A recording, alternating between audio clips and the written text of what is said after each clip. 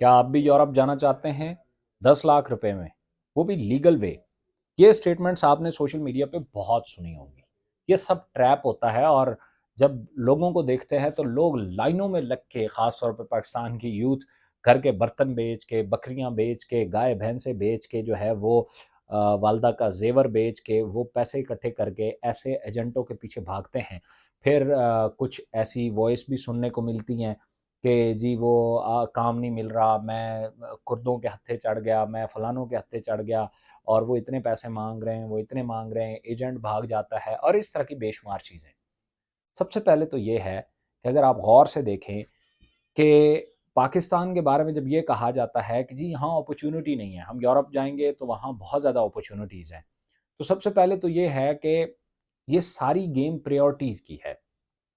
अगर आपकी प्रायोरिटी में पाकिस्तान में रह के काम करना ही नहीं है, तो फिर यूरोप एक अच्छा बहाना हो सकता है। मैं बेशुमार लोगों को देखता हूँ, वो एक बात करते हैं जी, बस मैं तो बाहर की तैयारियों में हूँ, बाहर की तैयारियों में हूँ। अगर ये लोग सिर्फ एक चीज़ करें, जहाँ 10 लाख रुपया आप मिनटों में, दिनों में इकट्ठा कर लेते हैं, वहाँ 50,000 लाख रुपया इकट्ठा करके अपने ऊपर लगाएं। किसी आईडीए की R&D पे लगाएं, किसी प्रॉपर ट्रेनिंग पे लगाएं कि यार वो कौन सा काम है जिसको मैं अच्छे से सीख के कर सकता हूँ। 50,000 लाख रुपया लगता है, इससे बड़ा नहीं लगता। और फिर आप उसको जो है उस काम को आप कर सकते हैं। अगर कोई बंदा इस टाइम यूरोप जाना चाहता है तो 80-90 लाख रुपया लग जाता है कम अज कम। और 80-90 लाख रुपए से पाकिस्तान में बहुत अच्छा बिजनेस स्टार्ट हो सकता है। लेकिन प्रॉब्लम क्या है कि या तो ये लोग जो ऐसा स्टेप लेते हैं वो सीखे बगैर लेते हैं। कोई होटल बना लेते हैं, कैफेटेरिया बना लिया, ये कर लिया, वो कर लिया। वो किसी का तुक्का लग जाए तो चल पड़ता है, अदरवाइज वो फेल हो जाता है।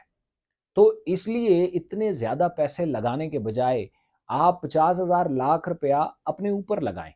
एक काम को सीखें, उसकी प्रॉपर सर्वे करें, प्रॉपर R&D करें। तब आप इस नतीजे पे पहुंचेंगे कि आया कि उस काम में आप फिट आते हैं या नहीं, और 50,000 लाख रुपए में इस चीज़ का पता चल जाएगा। दूसरी बात, असल चीज़ क्या होती है कि बिजनेस पाकिस्तान में अगर कोई शुरू करता है तो वो देखा देखी में करता है।